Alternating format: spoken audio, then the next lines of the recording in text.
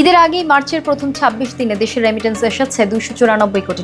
এর মধ্যে শেষ ২ দিনে ১৯ কোটি ৭০ লাখ ডলারের আয়, ৩ বিলিয়ন বা ৩০০ কোটি ডলার ছাড়িয়ে যেতে দরকার আর অল্প কিছু প্রবাসী আয়ের।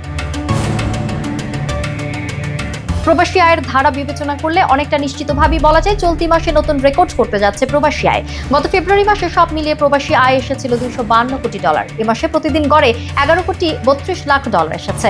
২৭ মার্চে আসা প্রবাসী আয়ের হিসেব এখনো পাওয়া যায়নি। মাস শেষ হতে আরও ৪ দিন বাকি। বাংলাদেশ ব্যাংকের হালনাগাদ পরিসংখ্যানে এমন তথ্য পাওয়া গেছে। ব্যাংকাররা বলছেন মূলত অর্থ পাচার কমে আসায় প্রবাসীরা তাদের আয় পাঠাতে বৈধ পথকে বেছে নিয়েছেন। এর ফলে পবিত্র রমজান মাসে প্রবাসী আয়ের নতুন রেকর্ড সৃষ্টি হয়েছে। প্রবাসী আয় বৃদ্ধি পাওয়ায় ব্যাংকগুলোয় ডলারের যে সংকট চলছিল তা অনেকটা কেটে গেছে বলে কর্মকর্তারা জানান। তারা বলেন ডলারের দাম নিয়ে অস্থিরতা কমেছে।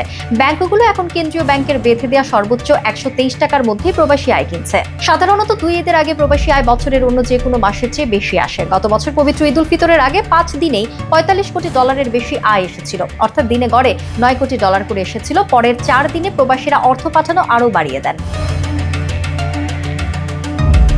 দেশে গত বছরের আগস্টে রাজনৈতিক পট পরিবর্তনের পর থেকে ৭ মাস ধরে প্রতি মাসে ২০০ কোটি মার্কিন ডলারের বেশি পাঠিয়েছেন প্রবাসীরা। সর্বশেষ ফেব্রুয়ারিতে প্রবাসীরা পাঠিয়েছেন $252 কোটি ৮০ লাখ ডলার, যা আগের বছরের একই সময়ের তুলনায় ১৭% বেশি। এবছরের জানুয়ারিতে গত বছরে একই সময়ের চেয়ে প্রবাসী আয় ৩% বেশি আসে। সব মিলিয়ে ২০২৪-২৫ অর্থ বছরে প্রথম ৮ মাস জুলাই মার্চে প্রবাসীরা দেশে ১,৮৪৯ কোটি ডলার পাঠিয়েছেন, যা এর আগের অর্থ বছরের একই সময়ের তুলনায় ২৪% বেশি।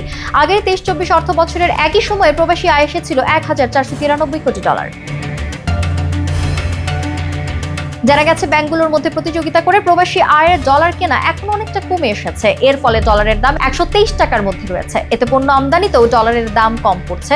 ফলে আমদানি খাদ্য পণ্যের দাম সেভাবে বাড়েনি। আগে একসময় প্রতি ডলারের দাম ১২৮ টাকা পর্যন্ত উঠেছিল।